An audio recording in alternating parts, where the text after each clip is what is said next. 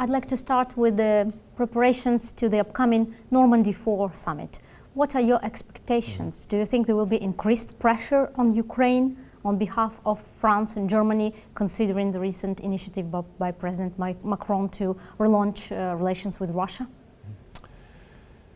Well, I think, first of all, that President Macron's idea of opening up relations with Russia is a bit premature, given that Russia has not done anything concrete to justify any easing of the pressure on Moscow. And of course, there's no justification for pressure on Ukraine, but I think both Paris and Berlin still can play a helpful role if they work closely with Ukraine on seeing whether this agreement on using the Steinmeier formula provides an opening to some kind of improvement in the situation on the ground in the Donbas. I think there's been a lot of confusion about the Steinmeier formula, and some of it may have been exacerbated by the Ukrainian leadership. I think it wasn't presented very clearly when it first rolled out. It first appeared in the Russian media. But I think that the clarifications from President Zelensky, from Minister Pristaiko, that there'll be no elections in Donbas until the Russian troops are out, the militias are disarmed, and Ukraine has control of the border, I think, for me, reassures me that the right version of the Steinmeier formula is now on the table. Now, whether Russia wants to pick it up, I'm more skeptical. I think Russia was hoping to use this to alter the intent of the Minsk agreements, to have elections before Russian troops depart, and I think that is no basis for progress on Minsk or on free and fair elections. Some people say that Steinmeier formula is basically a trap for Ukraine, designed to make it the moves for the first without actually Russia doing first steps. Mm-hmm. Well, I think it was a potential trap, particularly if the Russian interpretation were somehow accepted, including by the French and the Germans. But I think I'm less concerned about that now. I think President Zelensky has made very clear how the Steinmeier formula should be understood.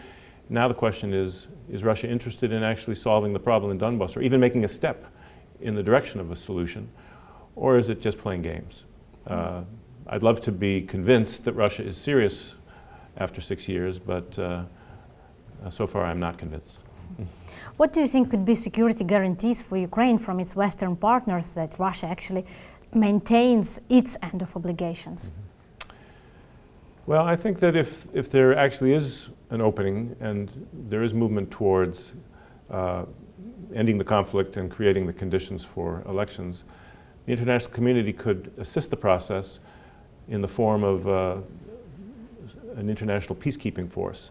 I've always been in favor of this as a way to move from the first elements of the Minsk agreement, which are very clear: ceasefire, withdrawal of heavy weapons, and the subsequent stages, including the holding of local elections. Getting the Russian troops out may be easier if there's an international presence that can go in to kind of take the place of the Russians, provide law and order, stability, in short, to create the secure environment in which one can actually start preparing for elections under Ukrainian law. It may mean a transition period when Russians leave, UN goes in, and only at the end of the process Ukrainian forces and institutions are fully established. But I think that would be a sensible approach, and it may be reassuring to the population of the Donbas and to refugees who return that the international community will kind of keep things from getting out of control. And now I want to talk about the U.S. How has this scandal that is growing with each passing day around the alleged President Trump pressure on Zelensky for a political gain has impacted on U.S.-Ukraine relations? Can it have an impact in the future? And are the fears in Ukraine, some express fears that Ukraine might lose their bipartisan support in the U.S., are these fears justified? The fears are justified. I hope the worst does not come to pass. I mean, the bipartisan support is still very solid in the United States for Ukraine. The administration now is in a state of confusion and turmoil as the impeachment inquiry proceeds, as some of the unfortunate efforts to coerce Ukraine, both on the issue of investigating the Bidens, even holding hostage a meeting with the President of the United States for the sake of reinitiating these kinds of investigations inside Ukraine. All that's very unfortunate. But I hope that the administration, including the Secretary of State, the National Security Advisor, will kind of steer things back towards the right kind of policy and recognize that Ukraine remains a target of Russian aggression, remains a victim, and deserves our support. For me, the worst part of this whole episode was seeing in the transcript of the phone call that President Trump said absolutely nothing about Ukraine's security and its future independence and sovereignty. And this obviously sent a signal to Vladimir Putin that was very unhelpful.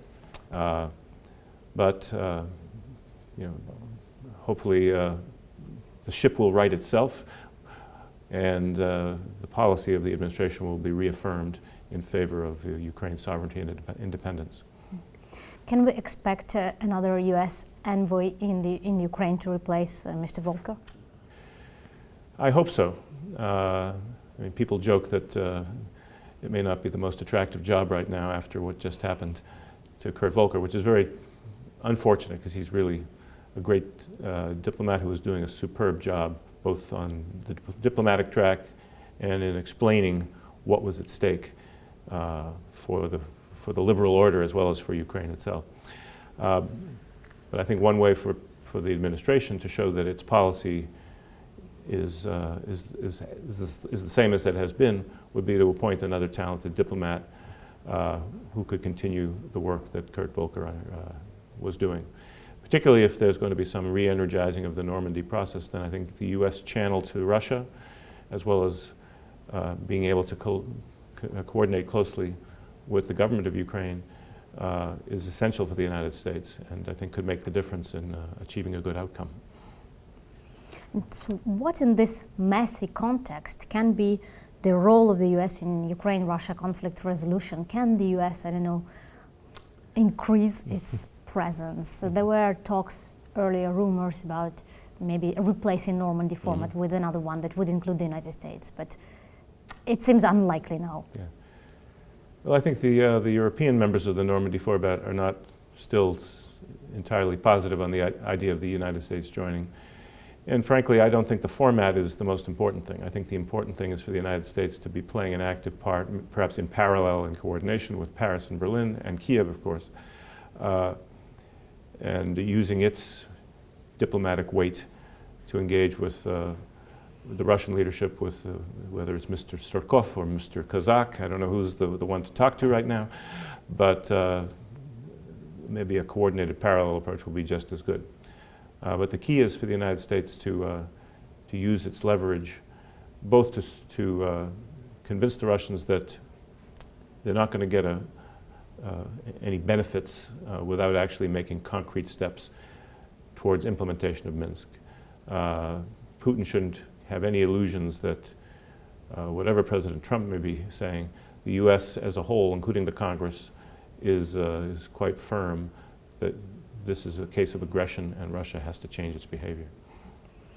The U.S. allies like Ukraine and Georgia are worried watching the U.S. decision to withdraw from Syria and basically abandon the Kurds there. What message can, I don't know, you send to them, and what does it mean? What consequences can this decision have? Like, is the U.S. renouncing its ambitions to be a global geopolitical player? Well, I am not going to defend the President's decision. I think it's very unfortunate, especially given the sacrifices that the Kurdish fighters made over the last 3 years to fight ISIS, and were very effective and dedicated to that cause.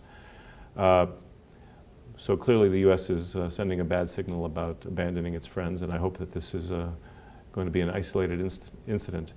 This is ultimately more about President Trump's determination to end what he calls the endless wars. I think even that is somewhat oversimplification because we don't have that many troops in combat right now compared to 10, 15 years ago. But he has received a huge backlash from his own party, and perhaps that is the best check on this becoming a trend in U.S. policy, and rather than an isolated, albeit mistaken, step by President Trump. But again, I think both Georgia and Ukraine can count on lots of friends in the administration, and of course the strong bipartisan support from the Congress, and the concrete things that this administration has done, which actually surpassed the previous administration when it comes to lethal weapons, additional training and exercises with the armed forces of both Georgia and Ukraine, bringing both countries more closely into NATO's work on the Black Sea security. So sometimes an embarrassing mistake can inspire corrective action, which could ultimately be reassuring to Ukraine and Georgia. President Trump, when he met President Zelensky in the US, he told him to sit down with Mr. Putin and solve your problem, I quote. So does it mean that Trump believes this is a problem only Ukraine and Russia should solve, and the US wants to distance itself from supporting Ukraine in actually stopping Russian aggression, because this is how it's called? Mm-hmm. Yeah, I don't know for sure exactly what real understanding President Trump has of the conflict. He does seem to have something of a black spot when it comes to understanding Ukraine. He only talks about corruption rather than looking at the successes that Ukraine has made in the last 5 years in instituting reforms, actually fighting corruption, even though there's a long way to go. At the same time, Trump is clearly a believer in face-to-face negotiations with the top leadership, and I think President Zelensky has shown that he wants to have a channel to Putin. So that's not necessarily bad advice from President Trump. The clear thing is that President Zelensky needs the clear backing of Washington, Berlin, Paris, and indeed all of our European allies, and let's throw in Canada as well, which I think can play a big role, and not be kind of sent into the lion's den all by himself. But direct talks with Putin may be part of the solution. Let's imagine a situation when Steinmeier Formula Minsk agreement is implemented, there is a progress, there is a breakthrough. Do you think that might lead to cancelling the sanctions against Russia, to lifting the sanctions? Will the issue of annexation of Crimea be overlooked and won't it embolden Russia to more aggression if that happens? If the sanctions are lifted without thinking about Crimea? As painful as it may be to hear this, I do think that if there was a genuine implementation of the Minsk agreements, which even with political will not happen overnight, will take some time to implement. But at the end of the process, if Russia really has fulfilled its obligations, the occupied territories are back under full Ukrainian control, Ukrainian troops are on the border, Ukrainian institutions are being reestablished, and Donbas is going back to rebuilding, then there would be a case for lifting the sanctions that are linked to the Donbas. Both the United States and the EU have been very careful to tie specific packages to specific issues. So in those circumstances, the sanctions would perhaps not all at once, perhaps in a couple of stages, be lifted, but the sanctions relating to Crimea would remain. I think the political rejection of Russian annexation would be maintained. This may be a longer-term challenge, which is no secret, to actually achieve the reintegration of Crimea. But the model of settlement in Donbas, including what I think is necessary, a UN peacekeeping force, could ultimately be applied to Crimea when the time comes. We have to keep the pressure on Russia, but at the same time show that sanctions are a means to an end. They're not an end in themselves. But won't Russia in this situation feel that it didn't really pay the price for annexation of Crimea? That it would be just forgotten? There's that risk. That's why we have to maintain those sanctions that are tied to Crimea, perhaps limit some of the other restoration of business and cooperation with Russia to preserve leverage. I mean, these are going to be complex political decisions, and I can't predict how it will be done. But I think one question that's not been addressed is what will be Russia's responsibility for paying for some of the reconstruction, given that most of the destruction is its responsibility. It has looted industries and moved factories to Russia. I think that sanctions should not be fully lifted until Russia pays up for the damage that it has done. That may be also a lesson regarding Crimea. And unfortunately, 13,000 lives that cannot be. That can't be reversed, but Russia at least should pay a price for what it has done. Okay, and my last question is from our Georgian colleagues, so I'll try to formulate it correctly. So the ex-NATO Secretary General Rasmussen suggested that Georgia could become a NATO member if the Article 5 does not cover territories currently occupied by Russian forces. Do you think it is realistic, and can it become a point of consensus between NATO members about Georgian membership and somehow help to overcome Russian opposition to it? Yeah. I think this idea, which is not only Rasmussen's idea, I think I've heard it from other sources, is something that should be kept under consideration. The Russians shouldn't get the impression that by occupying South Ossetia and Abkhazia, they can permanently prevent Georgia from joining NATO. I think at least the possibility that when the time comes that the allies are ready to move, Georgia could join and temporarily accept that NATO would not be applying Article 5 to the occupied territories, would give Georgia more leverage in its negotiations with Russia, and it might in some circumstances be a way forward. I mean, this could also be a model for Ukraine. The problem in either case is that it could be portrayed as abandoning the occupied territories forever, and in a sense rewarding the Russians in a perverse way for their territorial aggression. So ultimately this would have to be Georgia's decision first, and then the allies would have to agree. But of course we're not quite at the point where NATO membership is on the active agenda. So both Georgia and Ukraine need to continue to do their homework, move to NATO standards, continue to carry out this annual national program that is the functional equivalent of the membership action plan. And let's see what develops down the road.